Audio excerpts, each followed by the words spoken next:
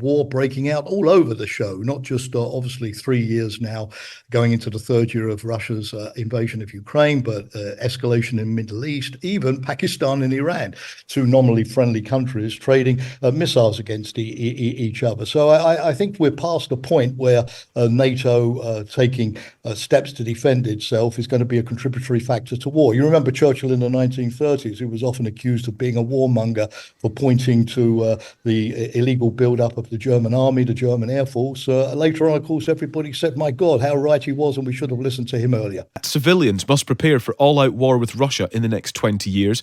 That's according to NATO official Rob Bauer. He said that citizens must be ready for a large-scale conflict while the alliance's armed forces are primed. I'm not saying it is going wrong tomorrow, but we have to realize it's not a given that we are in peace. And that's why we have the plans. That's why we are preparing for a conflict with Russia and the terror groups, if it comes to it, if they attack us. We're not seeking any conflict. Well, Jamie Shea is a former NATO Deputy Assistant Secretary General. Jamie, good morning. Good morning to you, Callum. Are we too comfortable and too complacent when it comes to, well, relative peace? The answer, I think, is no, we're not too complacent, because the early warning shot that things were going to change in Europe came as far back as 2014. When Putin annexed Crimea, sent his troops into Ukraine. It was at that time that my old organization, Nato, really went back to collective defense. Later on, it withdrew, of course, from Afghanistan and started to build up its forces in Central and Eastern Europe. But I think what the Rob Bauer, the chairman of NATO's military committee, is stressing is that the preparations to go back to defense have started, but they're by no means over. And a lot really still remains to be done. And he's put the emphasis on three areas, obviously getting the troops in a situation where they are not just able to resist, but able to win, because that's what counts in military operations, to prevail, to defend the territory. Secondly, ramping up the defense industrial base, because as you've seen, Callum, the weapon shipments to Ukraine have shown that our stocks are quickly depleted. They need to be replenished. Industry lines need to be reopened. And thirdly, just what you referred to, clearly getting civil society in the mindset that it's able to protect itself. You've seen what the Russians have done in Ukraine with energy, with attacking civilian infrastructure, buildings, transport. So this is not just an effort of the military forces, but of society more generally. Is there a worry here, Jamie? I'm sure in my mind, I'm dredging up some things that I learned at uni and in school around history of war and military conflict. And talking in this way is often cited historically as a contributory factor to escalating tensions. This idea that we must be ready for war and it could happen at any time. Could we talk ourselves into conflict? Well, when you see the adversaries talking about us, it's clear that they've already talked themselves into conflict against the West.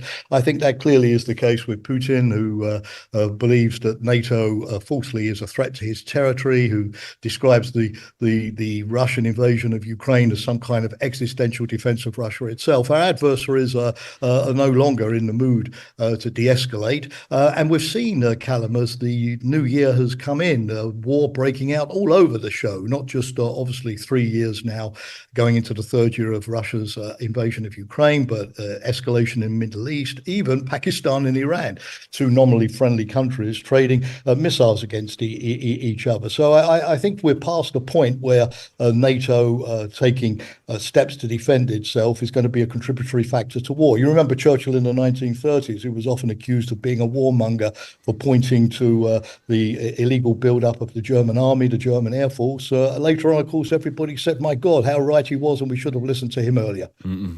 Yeah, it's an interesting one. When it comes to civilians being prepared for war, then, what does that really mean? Is this about a psychological consideration, or should we be actively doing something?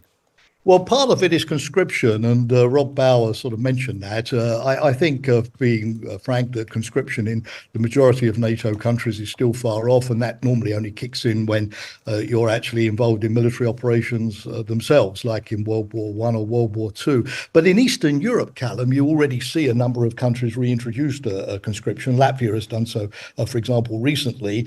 Poland, in the meantime, is going to double the size of its armed forces. So I think it's really more a question of civil defence forces. I mean, you remember World War II, where civil defence looked after, damaged buildings, evacuating displaced people and refugees, repairing power supplies, telecommunications, all of that stuff. What the military today would call sort of societal resilience. I mean, you've seen already, for example, that some countries, like in Estonia, mobilise people in the tech industry to come and work for the government to help to deal with catastrophic or damaging cyber attacks, for instance. You see, of course, also the military forces increasingly getting drawn in to coping with floods or natural disasters. And to some degree, if you can have a civilian force which could cope with floods and natural disasters, which are not necessarily always connected to war, they can be connected to those things as well, then that frees up the military, which doesn't, for example, have to drive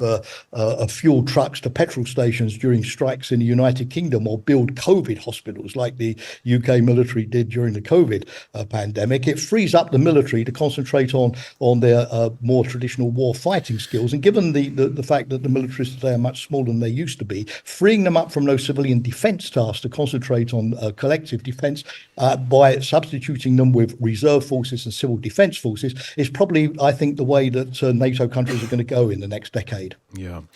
Jamie, thank you very much. It's, it's sobering to speak to you, frankly, but important. We appreciate your expertise. Thank you. Jamie Shea is former NATO Deputy Assistant Secretary General.